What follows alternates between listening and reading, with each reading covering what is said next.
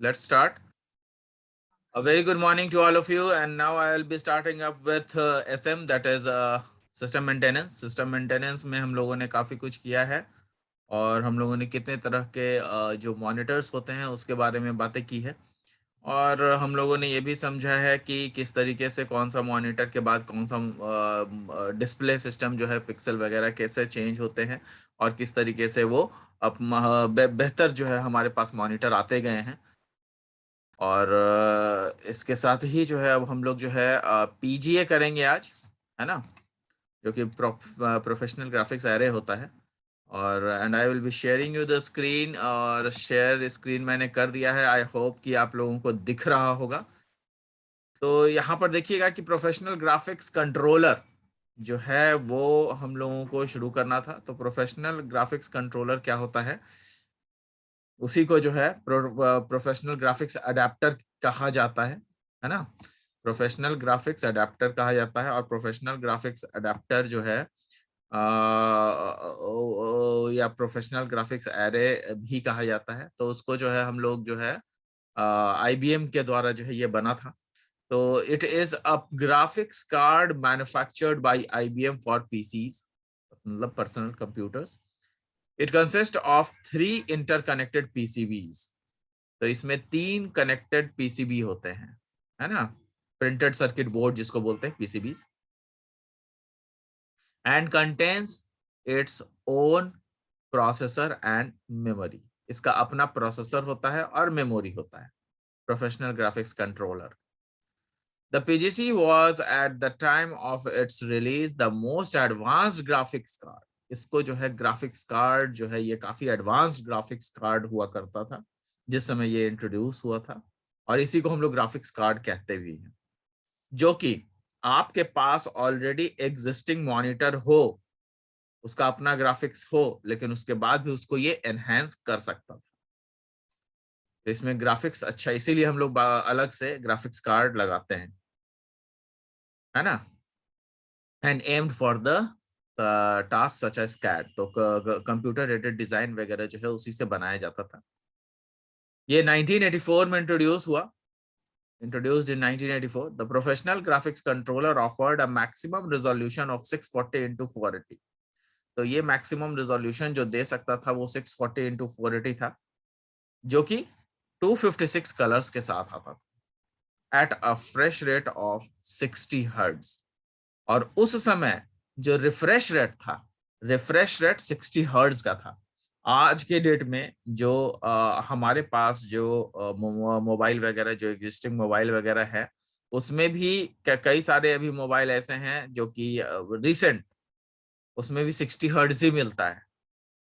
कुछ नए मोबाइल्स आ रहे हैं जिसमें कि हमें रिफ्रेश रेट जो है वो 120 हर्ट्ज भी मिलता है। तो काफी कम मोबाइल है अभी जो 120 हर्ट्ज वाले हैं। तो अभी भी जो है ये 60 हर्ट्ज रिफ्रेश रेट वाले मोबाइल्स चल रहे हैं। तो 60 हर्ट्ज ये रिफ्रेश रेट होता क्या है?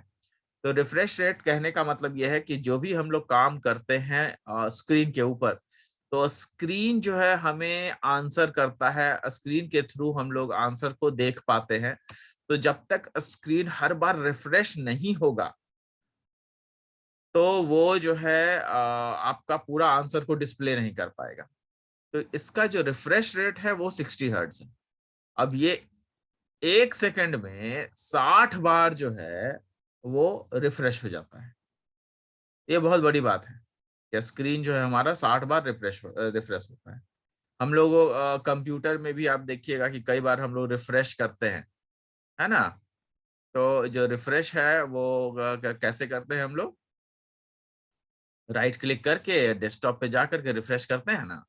तो उसी तरीके से अपने आप ही स्क्रीन भी खुद ब खुद भी रिफ्रेश करता रहता है, ताकि आपका जितना भी ऑर्गेनाइज्ड पिक्सल है वो हमेशा आपको सही रिजल्ट दे।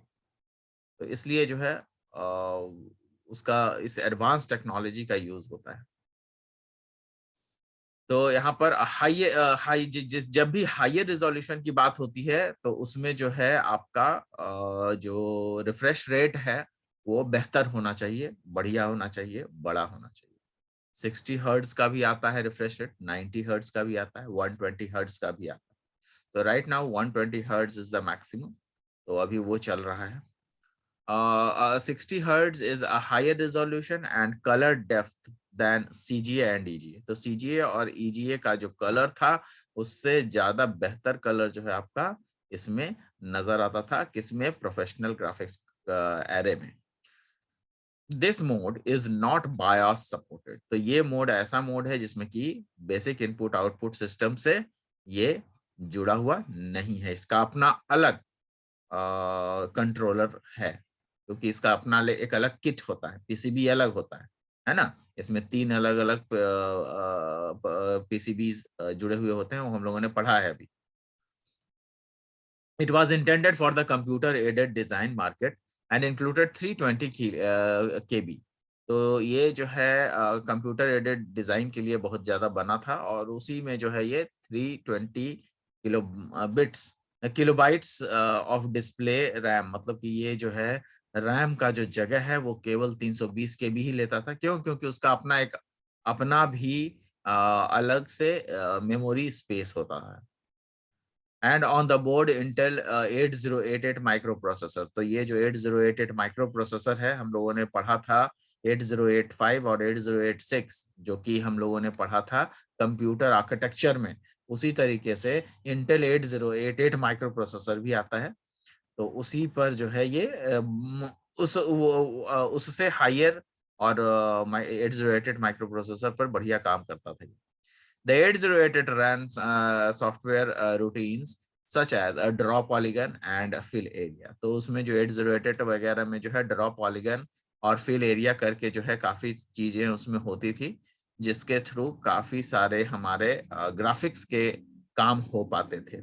64 KB रोम की कम से कम जरूरत होती है, so that the host CPU didn't need to load and run the routine itself। तो इसमें क्या होता है कि जो 64 KB रोम था उसके जरिए जो है सीपीयू को बार बार जो है किसी भी चीज को लोड करने की जरूरत नहीं पड़ती है।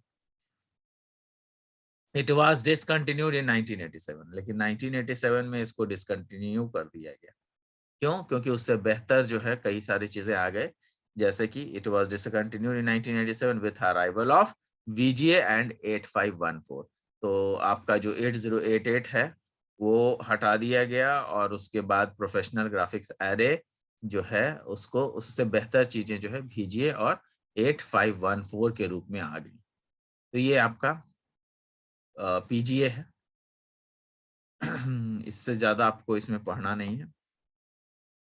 आगे ट्रबल शूटिंग है आपका, ठीक है। ये आपका ट्रबल शूटिंग है। ट्रबल शूटिंग में कई सारी चीजें हैं ऐसी जो कि हमें जाननी चाहिए,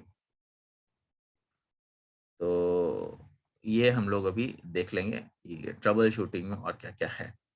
यहाँ देखिएगा कि जो ट्रबल शूटिंग है उसमें सबसे पहले है कि monitor is blank after starting the computer. कई बार ऐसा होता है कि जब कंप्यूटर को स्टार्ट करो तो मॉनिटर ब्लैंक ही रह जाता है, तो उसके बाद जो है उसमें देखना पड़ता है कि उसमें पावर आया है या नहीं आया, लाइट उसका ऑन हो रहा है कि नहीं हो रहा है, उसके केबल्स जो है कनेक्ट करेंगे तो कंप्यूटर में, तो फिर उसके बाद जो है क्या उसका रिएक्शन हो रहा है, ये सारा चीज चेक करेंगे। Depending upon your computer and monitor setup, you will a specific type of cable, you will specific type of cable, you could have a standard VGA cable। तो यहाँ पर कह रहा है कि केबल फॉल्ट भी हो सकता है, अगर मान लिया सब कुछ सही है तो केबल फॉल्ट हो सकता है, उसको हम लोग देखेंगे। सारे डिवाइसेस को डिस्कनेक्ट करेंगे, और उसके बाद देखिए disconnect all devices except for the mouse keyboard and monitor. तो माउस कीबोर्ड और मॉनिटर को छोड़ करके बाकी सारी चीजों को डिस्कनेक्ट करेंगे, रिबूट करेंगे कंप्यूटर को। उसके बाद भी कोई इश्यू आ रहा है कि नहीं आ रहा है ना। If the devices that you have disconnected that causing the problem, try connecting them at a time of rebooting.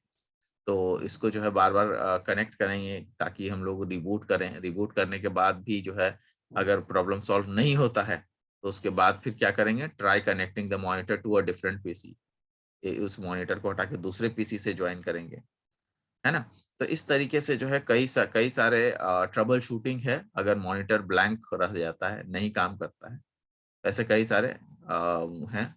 Try unplugging the monitors power cable and then wait for 20-30 seconds. कई बार जो है मॉनिटर प्लग को जो है निकाल करके फिर से जो है 20-30 मिनट वेट करने के बाद फिर से दोबारा हम लोग उसको लगाएंगे। If none of the above troubleshooting steps does not solve the issue, then it is likely that the monitor is bad and will be new. इसके बाद भी काम नहीं करता है तो इसका मतलब मॉनिटर को रिप्लेस करने की जरूरत है। ठीक है।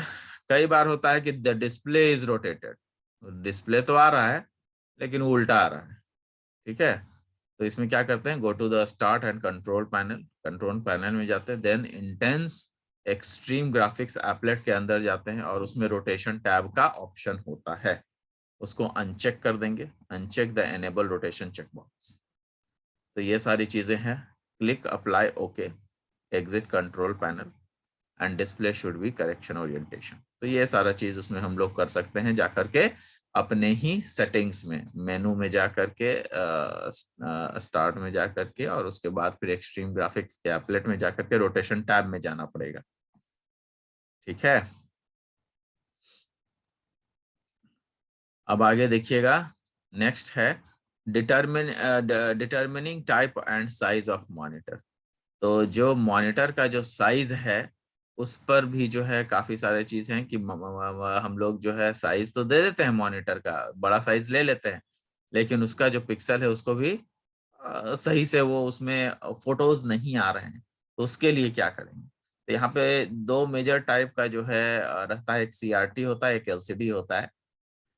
अभी तो LED भी आ गए हैं। तो अभी क्या है कि they are CRT cathode ray tube and LCD liquid crystal display CRT monitors are the clunky and older monitors. तो ये सब ओल्डर मॉनिटर्स हैं। To determine a computer monitor size, एक मॉनिटर साइज को डिटरमिन करने के लिए one would need to measure the screen diagonal.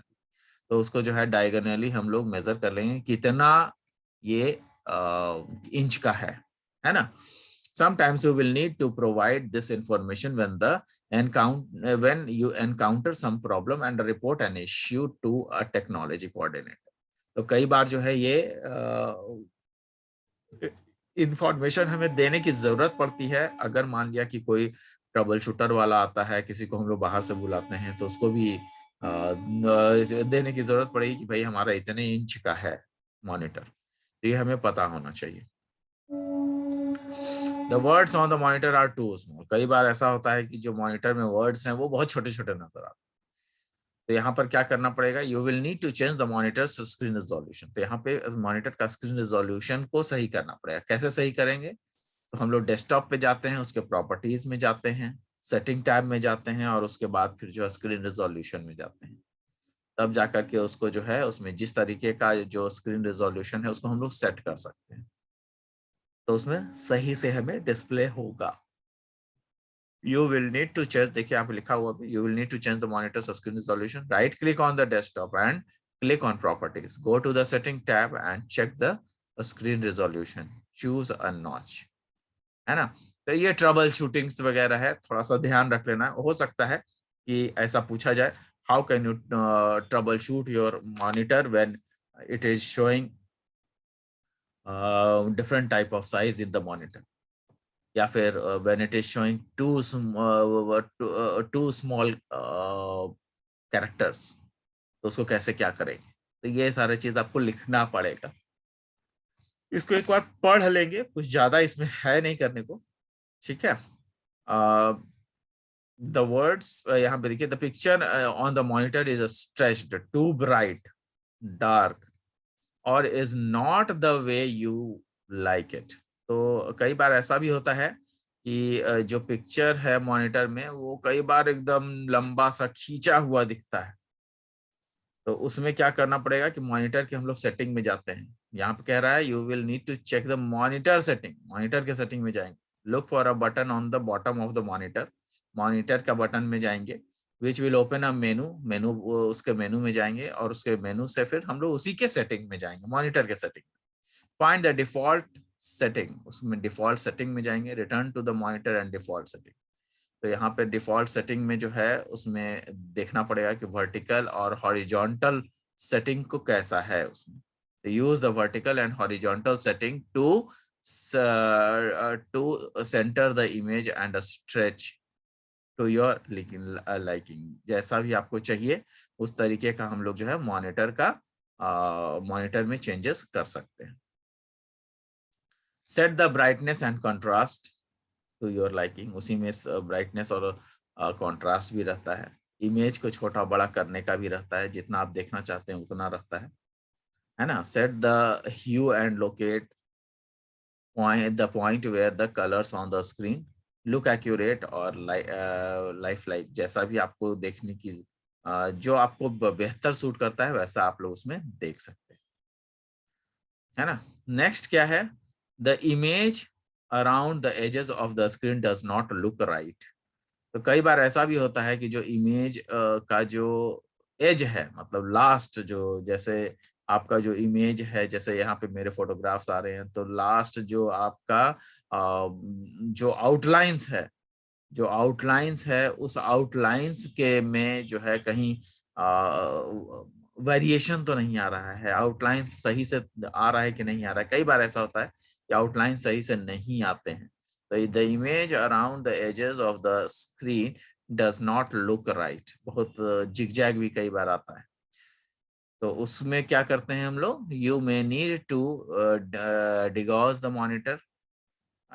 In most of the cases monitor will degauss itself, मतलब कि उसको जो है कई बार हम लोग रिस्टार्ट करेंगे और उसको जो है फिर से जो है उसमें उसको मतलब उसमें इलेक्ट्रोमैग्नेटिक जो बिल्डअप होता है वो सही हो सकता है कि सही से ना रहे, इसके कारण हो पाता है।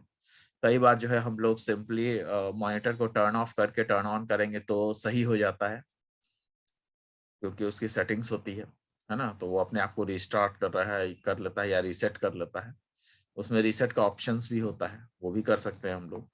You can also look through the monitor settings and select degauss from the option, उस ऑप्शन में भी जाकर के डिगॉस कर सकते हैं, है ना। You should hear a specific static sound, उसमें एक स्टैटिक साउंड भी आपको सुनने को मिलेगा।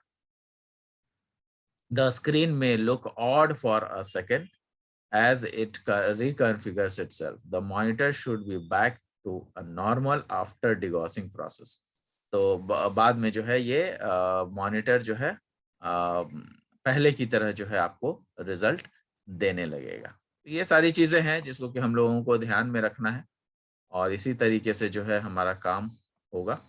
अब यहाँ पे देखिए कि ये सारी चीजें हो चुकी है, आपका मैंने ट्रबल शूटिंग खत्म कर दिया है। एक चीज और नोट में मैंने यहाँ पे लिखा हुआ है, the troubleshooting procedures are for monitors in general.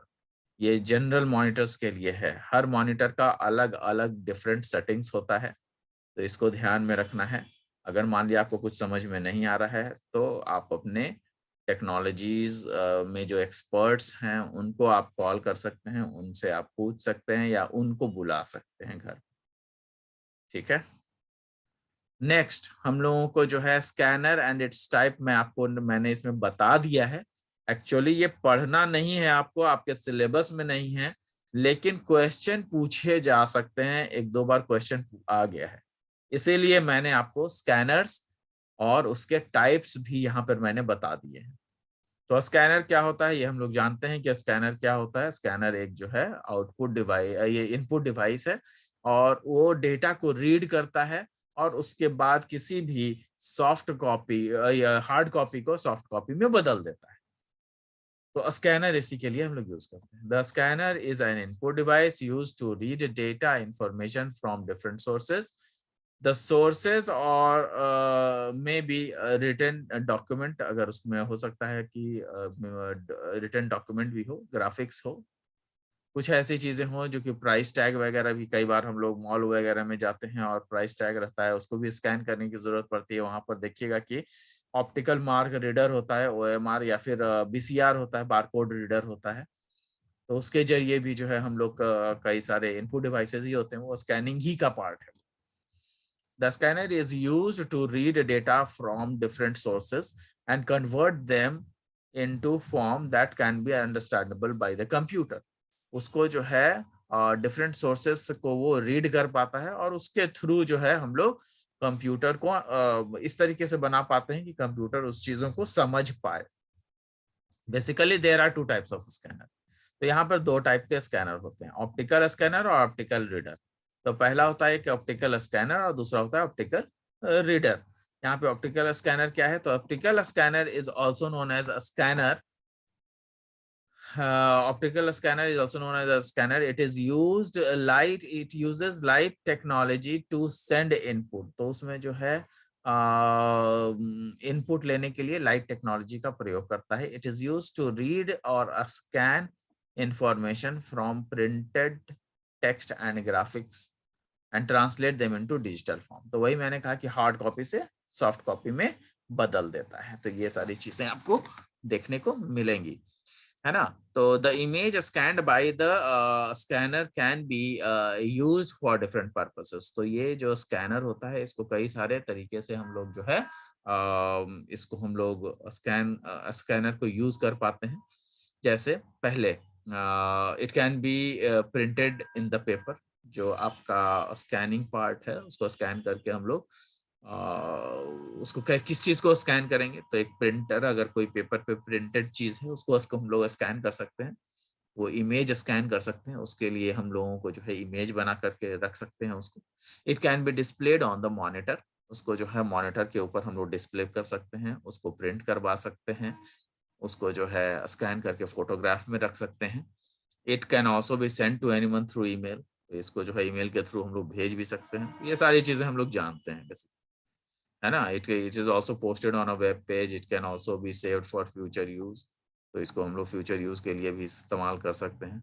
The image scanner has a resolution about 300 to 600 dpi। तो 300 से लेके 600 dpi का तक जो है हम लोग इसको स्कैन कर सकते हैं। द रेजोल्यूशन डिस्क्राइब्स, अब तो आपका 300 से 600 ही नहीं है बल्कि और भी ज्यादा है। अभी तो आपका 1200 तक डीपीआई तक वाले भी जो स्कैनर वगैरह हैं वो आ गए हैं। देखिए ना यहाँ पे लिखा भी, मैंने लिखा भी है, a professional scanner uses scans up to 1200 DPI. तो ये काफी अभी पिक्चर में है, काफी क्लैरिटी के साथ जो है आपको देता है। The resolution describes the sharpness of the image. जितना ज्यादा रिजोल्यूशन अच्छा होगा उतना ज्यादा शार्प इमेज आएगा। If the scanner provides high resolution, the image will be more clear and brighter. जितना high resolution होगा उतना ज्यादा clear होगा आपका image.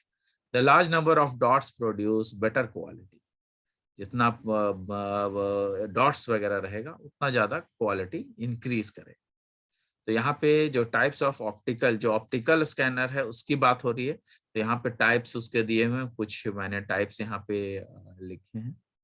तो टाइप्स ऑफ स्कैनर में है flat bed scanner. A flatbed scanner is also known as image scanner. It works the same as the photocopy machine. तो फ्लैटबेड स्कैनर होता है जैसे फोटोकॉपी मशीन वगैरह में हम लोग यूज करते हैं, या फिर हम लोग अपने घर के प्रिंटर में भी स्कैनर होता है तो उसको भी हम लोग यूज करते हैं। तो उसको फ्लैटबेड स्कैनर कहते हैं। The image can be scanned is placed on the glass surface. इसको ग्लास सरफेस पे हम लोग रखते हैं। And the scanner reads the image. उस इमेज को स्कैनर रीड कर लेता है। It mostly uses the in homes and offices. Generally हम घर और ऑफिस में यूज करते हैं।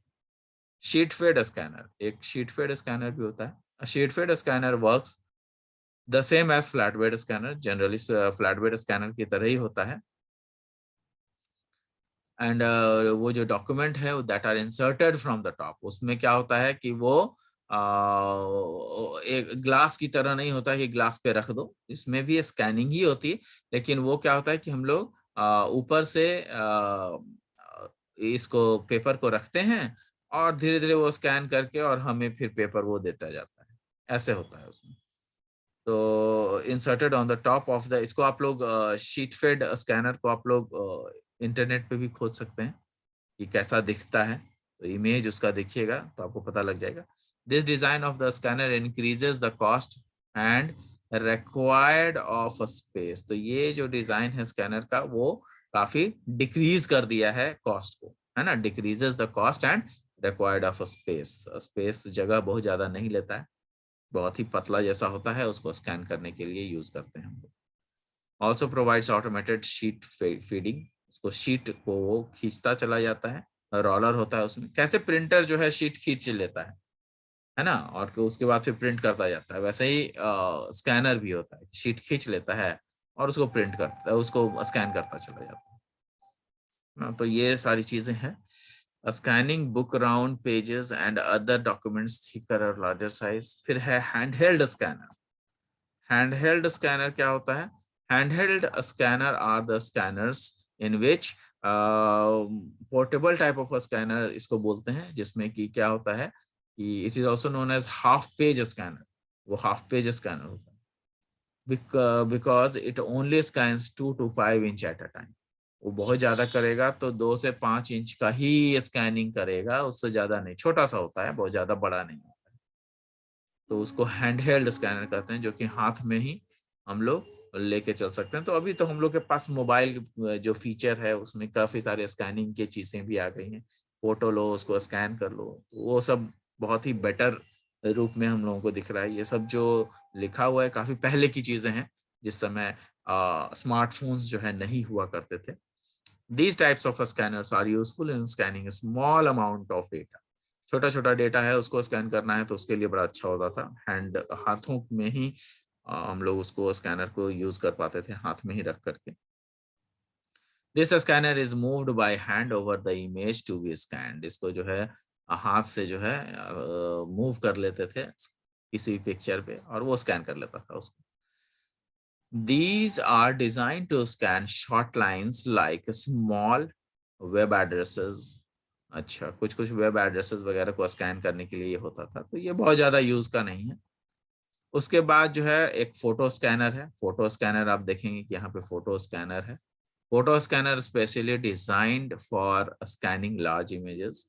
These type of scanners are more expensive than other type of scanner. These type of scanners provide high resolution, provide a high quality image. Photo scanner usually comes along with own special type of software and also provides adapter. तो photo scanner कई सारे रखते हैं क्योंकि केवल photo को scan किया जा सकता है, उसमें जो है 4x6 फोटो या 3x5 फोटो को स्कैन करके स्कैनर रखा जाता है। एकदम फोटो जो है आपका एकदम हूबहू आपका उसमें स्कैनिंग कर लिया जाता है और डायरेक्ट फोटो से फोटो बन जाता है उसमें। तो इस तरीके से उसको रखा ही जाता है। मल्टी फंक्शनल स्कैनर भी होता है। Multi functional scanner printer copier जो है वो भी होता है। तो उसमें क्या होता है, this is also known as multi functional printer. This is basically provided a printer, scanner and photocopier. ये हम लोग देख चुके हैं कि कई बार जो है तीनों चीजें इसमें मिल जाती है। फोटोकॉपियर मशीन भी होता है उसमें, स्कैनर भी होता है, प्रिंटर भी होता है। तो ये सारी चीजें जो है एक ही साथ मिल जाती है, ऑल इन वन जिसको बोलते हैं। It is useful if you do not need high resolution image. बहुत ज्यादा हाई रेजोल्यूशन इमेज अगर नहीं चाहिए तो आपके लिए ये है। अभी अभी तो लेकिन जो आ रहे हैं multi functional scanner printer copier, वो उसमें क्या होता है कि उसमें हाई रेजोल्यूशन के साथ भी आ रहे हैं। तो टेक्नोलॉजी काफी बढ़ती चली जा रही है, काफी अच्छी चीजें आती जा रही है।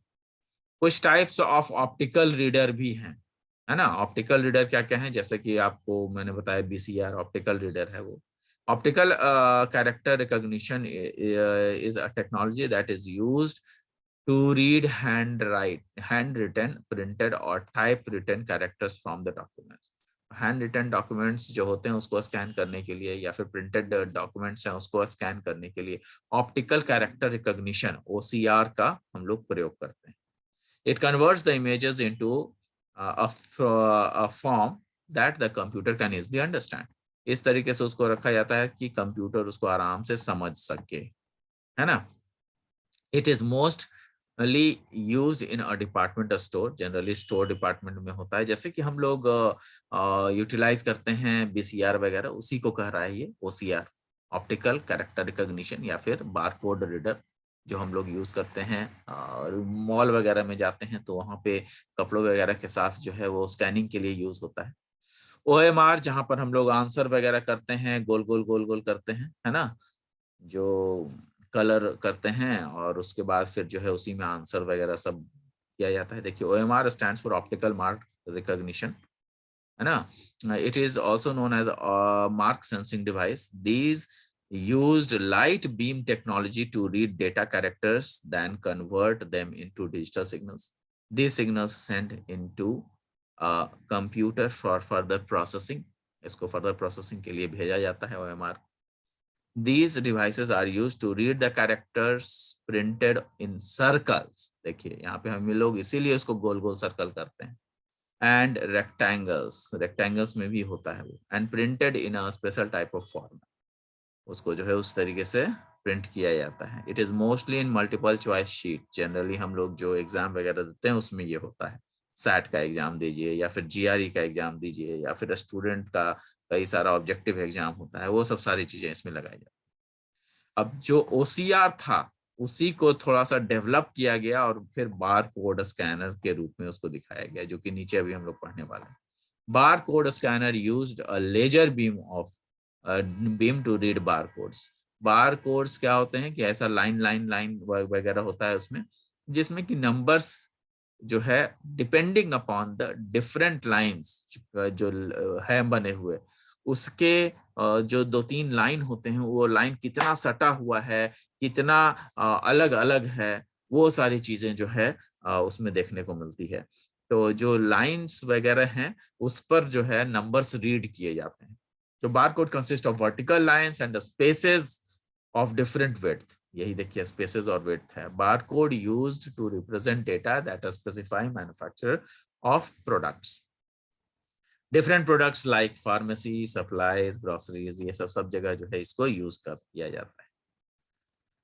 फिर आगे देखिएगा तो है मैग्नेटिक इंक कैरेक्टर रिकॉग्निशन. तो ये मैग्नेटिक इंक MICR बोलते हैं, magnetic ink character recognition. Magnetic link ink character recognition reader is used to read printed text. जो है कुछ प्रिंटेड टेक्स्ट को रीड करने के लिए यूज होता है बाय यूजिंग मैग्नेटाइज्ड इंक. कुछ ऐसे मैग्नेटाइज्ड इंक होते हैं जो वही केवल उनको रीड कर पाते हैं.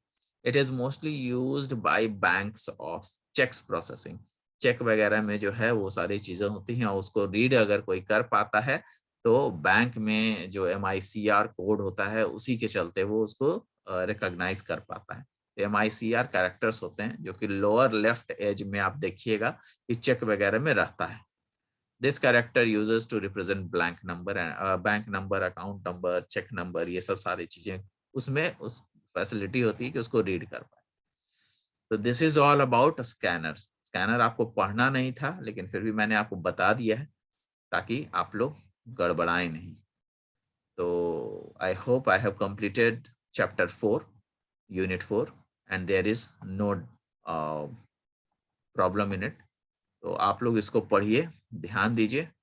बाकी जो है हम लोग और भी इसको डिस्कस करते रहेंगे, है ना.